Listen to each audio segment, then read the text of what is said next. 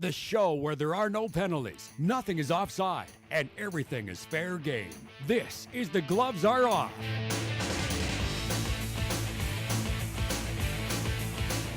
Welcome to this week's edition of The Gloves Are Off. I'm Moses Woldu, and we've got a great show for you ahead, of course, of Scotiabank Hockey Day in Canada. So it's fitting that we have these two gentlemen here. Of course, my co-host, as always, Greg Buchanan. Hey, Moses.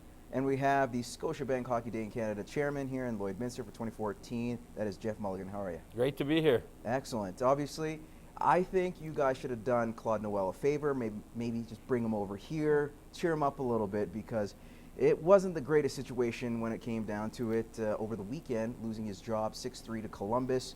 The Jets and Ken Cheveldayoff, their GM, decided to axe him. They put in his twin brother, Paul Maurice. Not a bad job last night, too, with a big 5-1 victory.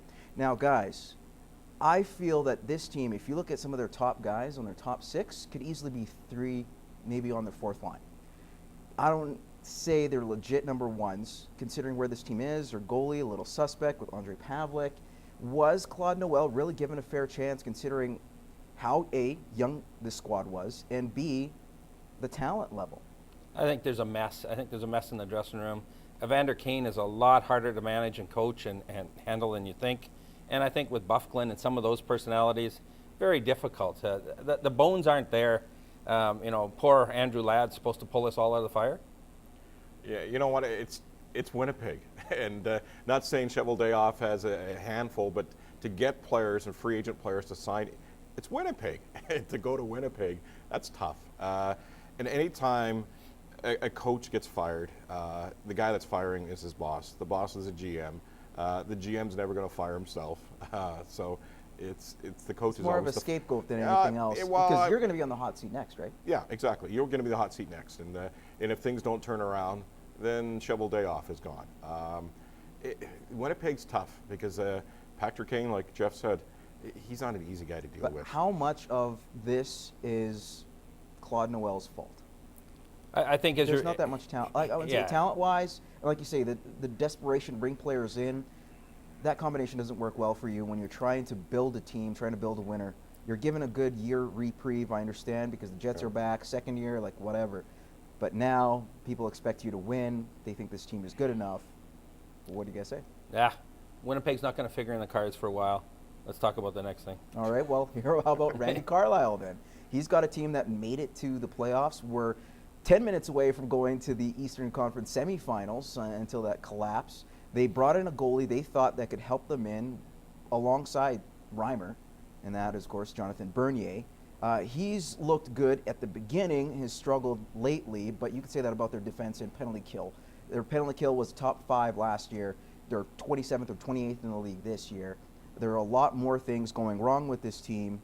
Is Randy to blame? Has he lost that group in the Toronto locker room? You know what? Coaching Toronto, playing in Toronto, being a GM in Toronto, probably the hardest job in the NHL. You fart, it's a news story in Toronto. And that's why Berkey fits so good in Toronto, because he liked the attention. Toronto, all of a sudden, if they go rattle off a few wins, Randy CARLYLE is the next saving grace for Toronto. So it's not easy being a head coach of the Maple Leafs. Does he look like he'll be gone No, he won't be gone during the season. I don't think.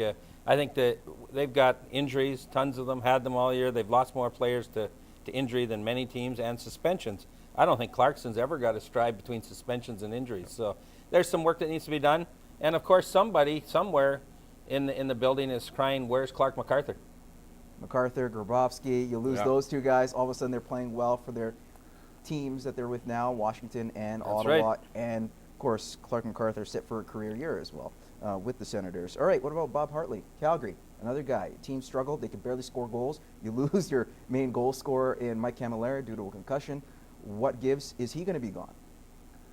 Oh, you see, Calgary's going through a rebuild. I think more than anything, it's a matter of who's going to be his boss to determine whether or not he has a job.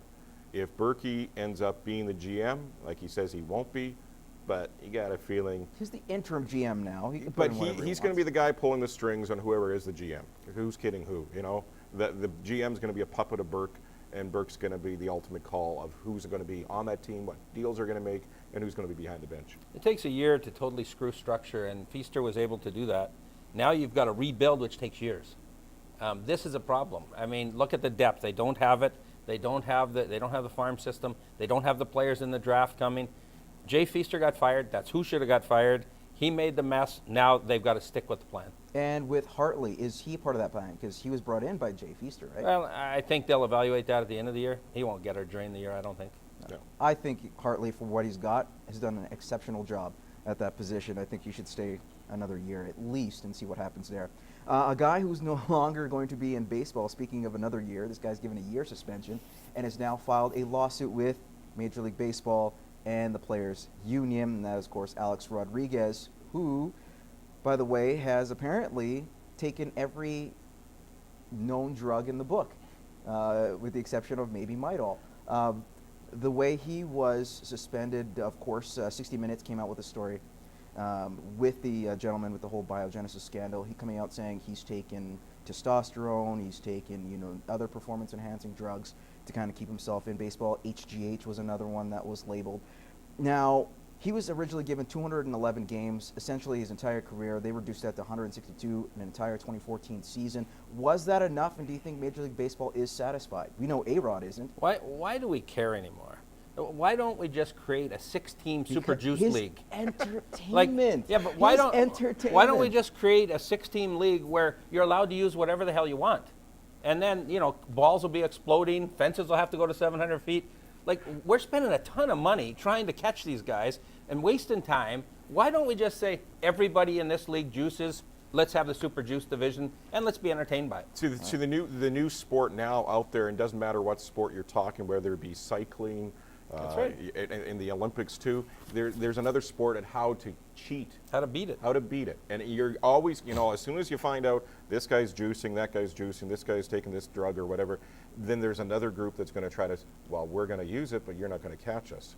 So now what's going to happen, everybody that's out there gets labeled with, well, he's really good, but you know what? Likely he's juicing. Let's simply have the super modified division in every sport and live with it. And then we wouldn't waste so much money trying to find the guy. I mean, they're all potentially using the next advantage. So let's. Or you just look the other way, and you know what? Yeah, he's likely. Major League Baseball did it for years, and now since there's a lot of heat on them, they had to crack down. Do you really think the NFL doesn't have more guys on that? Well, look at the Seattle Seahawks.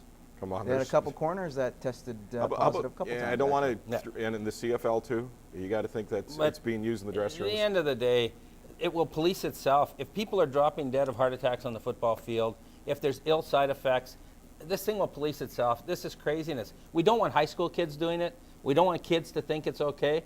But at this point, it's rampant, and it's just about masking. It's not about getting rid of it.